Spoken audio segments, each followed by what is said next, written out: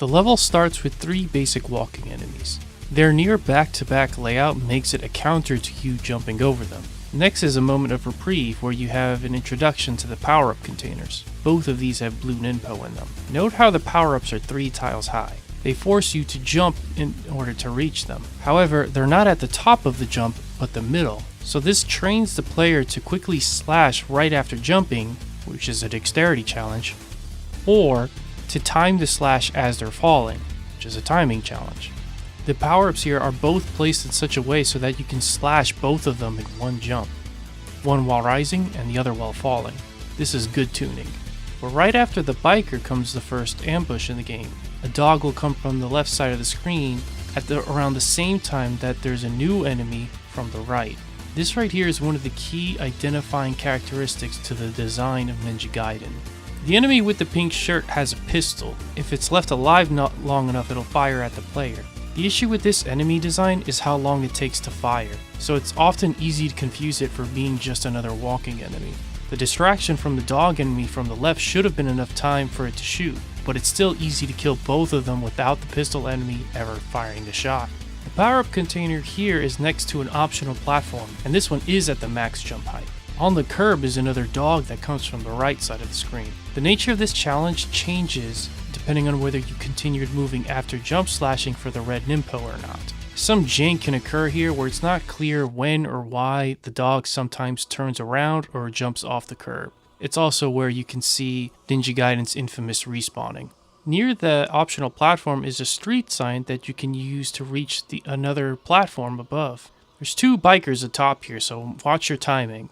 On the platform here, the power-up's at ground level, and it's where you can get a shuriken power-up. After another pistol enemy who's easy to dispatch is the first wall jump section of the game. This one's mandatory. So atop the platform are 2 containers and a new enemy, the Boxer. The Boxer is easy to confuse as just another walking enemy. The problem with it is in both tuning and design. When given enough time, the Boxer will do these lunging punches where it can be hard to properly react because you'll be overlapping each other and then you can't get away from him and then he gets another punch in.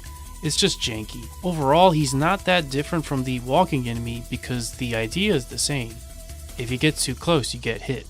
The containers here really need pointing out because it's another aspect of what sets the gameplay of Ninja Gaiden apart from other games. Firstly, the containers give a reason to slash at things that aren't enemies. They're stationary targets. And when you mix that in with the enemies, you get that more constant flow of action. Because of the way the containers here are placed, if you do go for them, you have to watch out to not land on top of the Boxer. This was true of the dog enemy earlier as well. This is where the power-up layer interacts with the enemy layer. Because the power-up containers are generally in the air, they provoke the player to slash at other targets that otherwise wouldn't normally be on the ground, and at the same time, put the player in more vulnerable positions if they were to just keep mindlessly moving forward. The next power-up is below the platform. This is a neat sort of falling slash challenge, or you can just drop down and get it like the others. There's another ambush setup here with a biker and a dog that comes from the left. The street signs are a neat visual detail, but they're not as significant as you would think. The power-up and enemy afterwards on the platform are placed so that you can get both of them in one jump. Once again, this is some nice tuning. There's another neat setup with the design here. You can wall jump to get on top of the street sign to then jump after the power-up container that's high up in the air. And this one contains the spin slash. So right after you jump and get it, if you're moving towards the enemy, it's set up so that you can activate the power-up and dispatch him. This is where I have to question the placement of some of the power-ups because you have this rad spinning slash power-up right next to another power-up that will completely override it. Did it make sense having 2 sub-weapons this close to each other? You have your second challenge with a dog that's coming from the right, but this time it's on flat ground. And I might as well bring this up now, but you would think the design with the dog enemy would force you to crouch slash, but as it turns out, its hitbox is so big that you can still slash at it while standing up. The power-up in between the walls here indicates that it's semi-solid, so while you can stick to the wall if you jump on it in the air, you can still run underneath and past it. It's also placed higher than usual, so it's closer to the top of your jump height. If you do take the optional wall jump section, there's another dropping challenge here. You don't have to wall jump to get past this section here, it's optional. But if you do, you can access another power-up here. Unlike the power-up at the end of the curb from earlier, this one is too high to reach from below, so it is more explicitly to challenge you to time your slash as you drop from above.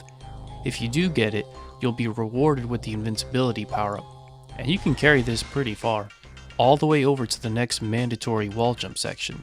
The next setup is with a boxer on a curb. Now we've seen this idea earlier with the dog enemy, but the difference is all in the placement. In the first one, the dog spawns closer to the edge where the player is often still on the ground or descending if they go for the power-up container. Meanwhile, the boxer here is farther down the curb where the player is more likely to be in the middle of jumping over it. Ryu's at his most vulnerable in the air where he has no way of attacking enemies below him. In Ninja Gaiden, the low ground is the stronger position, so the level terrain here funnels the player more into that vulnerable state. This is still an introductory challenge though, as the enemy is placed far enough down the curb that you are able to land in front of him without having to steer yourself in mid-air if you jumped early enough. The second boxer is the usual walking enemy challenge. It's kind of redundant. After that is a power-up container at the end of the curb. This one's meant to provoke the player to jump and slash it and land near the third boxer. The boxer is positioned far enough down that the player has plenty of time to react. Even more so than the previous setup on the wall where the player can decide to go for the power-up or not. But here, the boxer is more likely to spawn during the jump, if you decide to go for it. Next is the second mandatory wall jump challenge. You have an increased intensity where the wall is higher. From there, you can go to the optional platform to the side where you can get the time freeze power up. The duration can last all the way up to here where you have the ambush between the two knife throwers. Yeah, I've been calling them pistols up until this point. I don't know why, they're clearly throwing knives. One issue with the placement of the time freeze power-up is the fact that it's so close to where the invincible fire wheel power-up is, and because of the nature of Ninja Gaiden's respawning, you override the benefits you gain from using the invincible fire wheel power-up to go after the time freeze power-up. At the top of a wall is another biker, but he won't appear until after you're done jumping on top of the platform.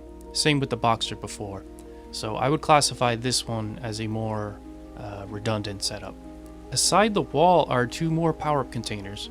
The high one is the windmill shuriken. This is another escalation of the falling slash kind of challenge because this one's farther down. Unfortunately, you can't get both of these in one go, so that's one element of tuning there that was not successful. Then again, it's not that big a deal. The windmill shuriken power-up is better positioned here so that the player has an opportunity to use it on the upcoming enemies. Next is a biker that spawns on top near the edge of the curb. This one spawns earlier compared to the Tyson from before, and unlike the dog, it won't walk off the curb. So this setup is simpler than the two from earlier. The second biker is spaced far enough down the curb that you could safely jump a full distance and not be at risk of landing on top of them. This one's closer to a redundant setup as well. Next is an ambush setup with two of the knife throwers, but because of how slow they move, it's so easy to despawn the one on the left, which is a good design. The knife thrower on the right is below the curb and walks into the wall, so this forces the player to crouch slash or jump over them. What else is noteworthy is that the enemy's positioned such that it'll be below the power-up by the time the player reaches it and stay there. This is the most deliberate setup of using a power-up container to funnel you into a more vulnerable state. Were the power-up container not there, and were the curb not there to block the movement of the knife thrower, this setup would be far more straightforward. Lastly, we come to another ambush setup with a boxer and a dog. This one is the most tightest squeeze yet. When you look at all the previous ambushes, you'll notice one thing. With each ambush setup with the dog, the distance gets larger, meaning it is placed so it'll be closer to you by the time you deal with the enemy coming from the right. The last two boxes are also redundant.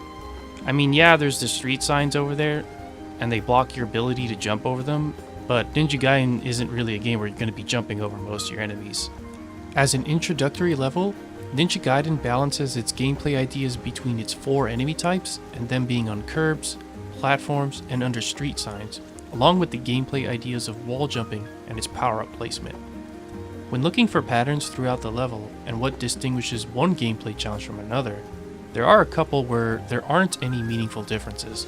The placement of the various enemy types shows a more thoughtful consideration for variation. However, due to the way the enemies themselves are designed, a lot of it can play out the same way. So unless you putz around, you wouldn't see the differences between them. The street signs were another example where it was repeated enough throughout the level that it can be assumed to be a more intentional part of the level design. But it was just an overall weak idea, because the enemies in this level don't pressure you enough to even notice that the street signs are an obstruction. And the way collision in this game works, it's so jank you can easily avoid sticking onto them. Then there's just some straight up bad placement with the one knife thrower that is easily despawned. That setup would have been more effective if there was another enemy and platform or power-up container to slow down the player enough so the idea can be satisfied. One of the most important discoveries I found was with how significant the power-up containers were to the design of Ninja Gaiden. There are several instances where power-ups are placed in close proximity with enemies to form more layered challenges. Were you to remove them from the game, Ninja Gaiden's gameplay would be a lot more flat and basic. There's only 2 instances where the placement of the sub-weapons was questionable. It'll be something to see if that is common for the game, if not the whole series, because I know for sure that Castlevania, a game that Ninja Gaiden bears many resemblances to, never had sub-weapons that close to each other. As for the boss, it serves its purpose.